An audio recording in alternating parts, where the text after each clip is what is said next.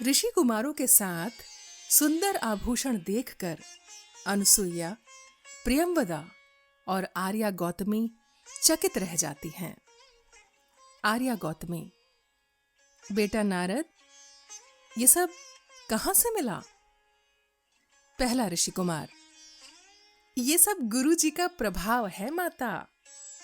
आर्या गौतमी: क्या महर्षि कर्ण ने अपने तपोबल से इन्हें मंगाया है? दूसरा ऋषि कुमार: नहीं माता, गुरुजी के आदेशानुसार हम शकुंतला बहन के लिए वनस्पतियों पर से फूल लेने गए थे। जब हम वहां पहुंचे तो एक वृक्ष ने चंद्रमा के समान श्वेत रेशमी मंगल वस्त्र प्रदान किया।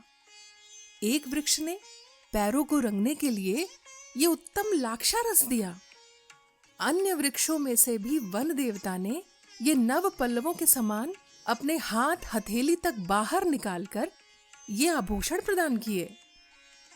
प्रियंवदा: ये तो बहुत ही अद्भुत कृपा है वन देवताओं की। ऋषि शकुंतला, वन देवताओं के इस अनुग्रह से तो यही प्रतीत होता है कि पति के घर जाकर राजलक्ष्मी का उपभोग करेगी। प्रियंवदा की ये बात सुनकर शकुंतला लजा जाती हैं। तभी ऋषि कुमार दूसरे ऋषि कुमार से: गौतम, आओ चले।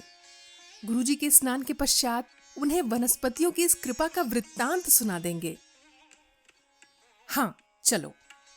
ये कहकर दोनों ऋषि कुमार बाहर चले जाते हैं।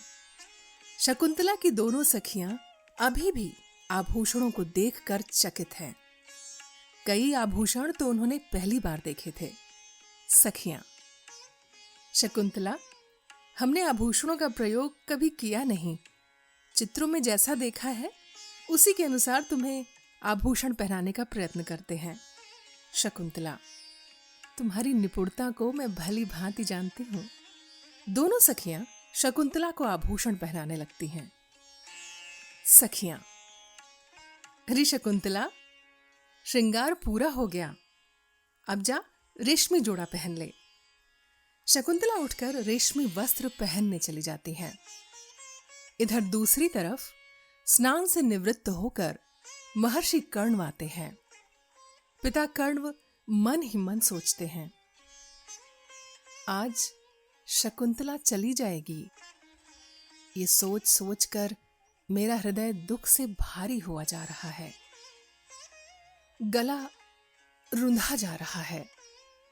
जब पुत्री प्रेम के कारण मुझ जैसे वनवासी तपस्वी को इतनी पीड़ा हो रही है तो पुत्री वियोग में गृहस्थ पिता को तो न जाने कितना कष्ट होता होगा।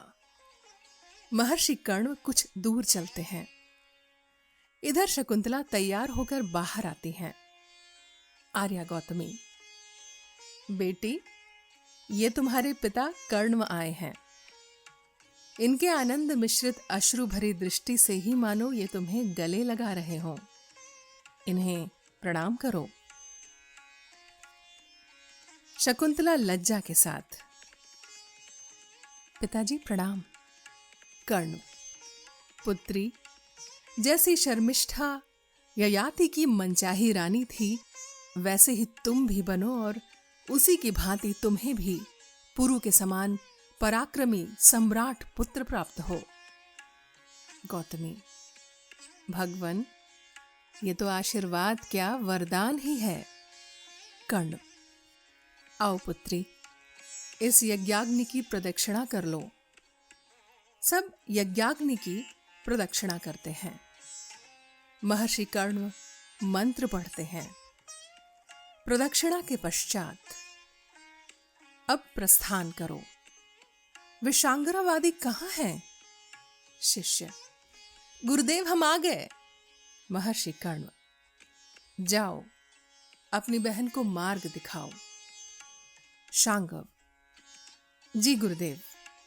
इधर आइए, इधर। कर्ण: हे वन देवताओं से अधिष्ठित तपोवन के वृक्षों, जो शकुंतला तुम्हें जल दिए बिना स्वयं कभी जल ग्रहण नहीं करती थी, जो श्रृंगार प्रिय होने पर भी प्रेमवश कभी तुम्हारे पत्ते नहीं तोड़ती थी और जो तुम्हारे पहले फल फूलों के आने पर उत्सव मनाया करती थी, वो शकुंतला आज अपने पति के घर जा रही है। आप सब अपनी मंगल कामनाओं के साथ इसे जाने की अनुमति दें। तभी कोयल के कुहुकने की आवाज आती है। महर्षि कर्ण, देखो, मधुर कोयल के द्वारा वन के साथी वृक्षों ने शकुंतला को जाने की अनुमति दे दी है। तभी आकाश में आकाशवाणी होती है। तुम्हारे मार्ग में जगह जगह कमल की बेलों से हरे भरे रमणीय सरोवर हों, सूर्य किरणों के ताप से बचाने वाले सघन वृक्षों की छाया हो, तुम्हारे मार्ग की धूल कंकड़ सब कमल के पराग की भांति कोमल हो जाएं, पवन शांत और अनुकूल हो, तुम्हारा मार्ग इस यात्रा के लिए शुभ हो पुत्री।